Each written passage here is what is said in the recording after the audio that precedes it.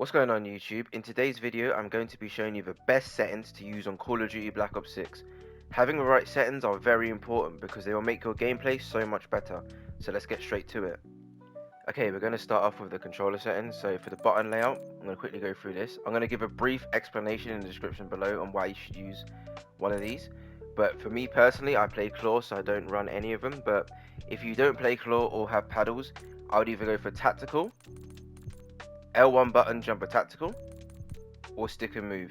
Okay guys, moving on. So for stick layout preset, you're just going to want default. No one ever changes that. For the horizontal and vertical stick sensitivity, I've gone for 7.7, as this game 7.7 is actually last game 6.6. Even Shotzi has changed to 7.7 this year. But if you didn't even play the last Call of Duty, then it doesn't matter. For all of these, just default. If you play flipped, you can keep it on, it doesn't really matter. Me personally, I don't play with it on. Controller vibration, you want this off. Trigger effect, you definitely don't want this on. Make sure this is off from full haptics because it can be very distracting. It's alright for single player games, etc., but for an online FPS, you're not going to want this on. Right, for the dead zone inputs, I'm actually going to stay on the screen for a little bit of time so you can copy them. So for my left stick min and right stick min, I've gone for 4.4. However, if you've got some sort of stick drift, I would probably have this on at least 10 and bump it up until you don't notice any. Left stick max 65, right stick max 90. The reason why I have this lower as well than 90 is because you're going to be using your left stick a lot more for movement, so you're going to want less input to move your stick. So everything will just be much more quicker on the left stick when moving around the map. So you definitely want this like a little bit lower. I would say anything between like maybe 60 to 70. And then for the L2 and R2 button dead zones, I believe that's LT or RT for Xbox. You're going to want both of these on 0 because you want literally minimal input when you're aiming your gun or firing. So yeah, that's it for the dead zones. Moving on to the aiming section now of controller. For the sensitivity multiplier, have this on 1. Look conversion on foot, standard, which is the default. Once you've done that, click on aim in advanced settings. Look conversion, also default, and same with these two as well. And then for the aim response curve type, you're going to want dynamic. Dynamic makes it so you're the most snappy when aiming onto a target. All the pros use this, so it's quite a big setting. And then for custom sensitivity per zoom, make sure you have this on, and also hit show more on it. Once you've done that, for the first 3 I have 0.8 as it makes tracking your opponents so much easier. And then for the other 3 I've left it on default because you're not going to be using scopes of this magnification in multiplayer. So I've left them as default. Under aim assist, target aim assist, make sure this is on. If you don't have this on, you're just trolling. And then for motion sensor, for both of these, just leave it default.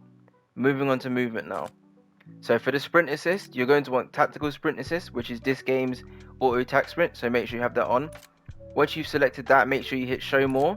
You have an option called sprint assist delay. Put this all the way down to 0 and then make sure these other 2 things are ticked.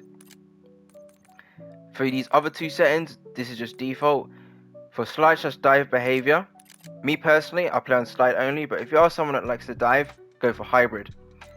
But if you are someone that wants to slide only, make sure you hit slide only instead of tap to slide, because if this is on tap to slide, there's actually a delay when sliding, because the game basically has to decide whether you're going to slide or dive, meaning it won't be as responsive as slide only. So go for this one if you just want to slide.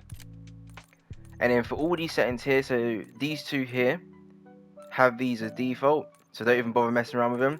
Make sure your sprint restore and slide maintain sprint is both on. These 2 settings are very, very important because it makes the game feel less clunky. So make sure these things are both on. This doesn't really matter, but I've just got this off. But I think the default will be on, but it depends if you play Warzone or not. And then for the movement advanced settings, make sure you have single tap sprint on also, as this will save money on a lot of controllers. If you're someone that suffers with a lot of stick drift, then I would recommend playing with this on. And in vehicle settings, you don't need to mess around with that.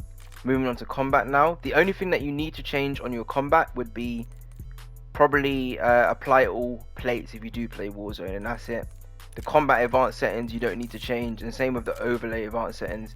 Just keep this as default. Right guys, moving on to the graphics now. So if you have a monitor that supports 120Hz, make sure you have this on. Eco mode preset, have this off. Moving on to quality now. So well motion blur off, weapon motion blur off, depth of field off, and then have fidelity FX cast on to 100 strength. The reason why you want these three things off is because they're going to interfere with your game visually, making things harder to see. And then if you're someone that doesn't have the best internet, make sure your on-demand text streaming is set to minimal. For the view tab, guys, for motion reduction preset, make sure this is off. FOV, I actually have it on 110. I wouldn't recommend 120 because you actually do lose aim assist. So I would say 110 is a sweet spot. Anything between 100 to 110 in my opinion. For the ADS field of view, I have affected weapon field of view wide. This doesn't really matter, but I just have my third person FOV on 90. Vehicle just default. For the first person camera movement, you want at least 50%. This is very important because this is the amount your camera is going to be shaking when you're moving around in game, and you don't want any unnecessary camera movement, so definitely have at least 50%. Third person, it doesn't matter. Same with this one here, it doesn't matter. For inverted flashbang, I actually have this on, so instead of getting flashed and you just getting blinded, it's going to be like a darker image on screen, and it's actually better for the eyes, so I'd recommend this. Right guys, moving on to the audio section now. So for the master game volume, you're going to want 100. Gameplay music volume, I have anything between 0 and 10, it just depends. This is personal preference, like if you want the musical in this game, go for it. Me personally, I have it off. Dialogue volume, you want this 50%, you don't want the characters' audio to be too loud in game. For the effects volume, you want this on 100, and then cinematic volume, have this on 0. For the audio mix, I've actually gone for Treyarch at the moment, as I don't really know what the best is, but Treyarch mix is the default. Mono audio off. If you're a content creator, you might want to have this on. It's up to you. This is default, I've just got this off. Configure frequency intensity, I've just got this on default as well. Reduce tinnitus sound, you're going to want this on. So when you get stunned, you notice you hear like a ringing sound. This basically eliminates that entirely, so make sure you have that on. And then hit marker preset, it doesn't matter, I've just got that on default. For the voice chat, this is just all personal preference, whatever you want your mic set in game. Moving on guys to the interface. So for the interface, all of this is just default. For the server latency guys, I would have this on so you can see your ping in the top left corner of your screen. And for the other three guys, it's just personal preference. For readability, subtitles, I've left this on default, so it's just for the campaign. These settings here, you can give them a little mess around, but it's just all personal preference. For color customization, this is very important. I'm going to come back to this in a sec.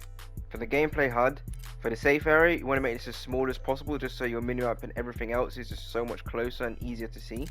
So make sure that's being minimized.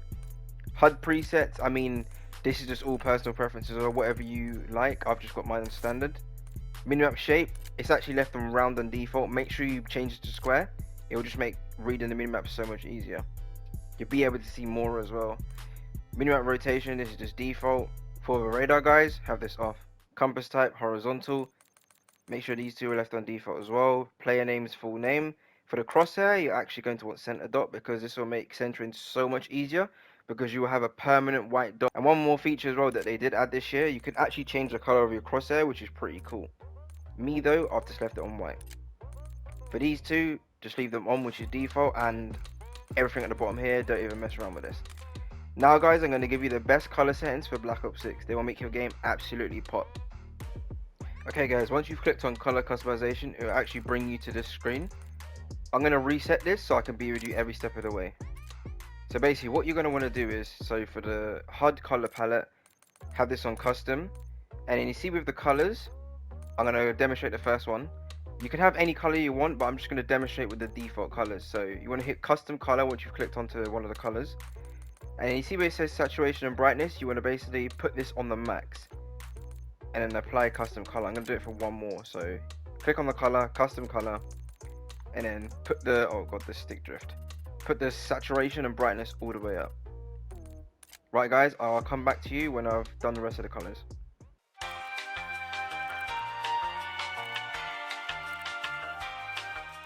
Right guys, I'm back. Also, if you guys want to do the squad colors as well, click on the little plus and just do the same thing that I was doing before. Right, see you guys in a bit.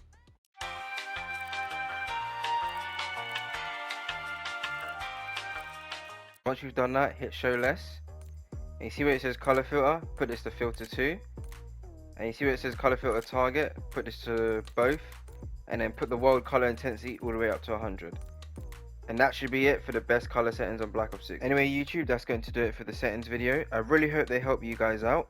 because I know a lot of people have been struggling with settings. I'll catch you in the next one.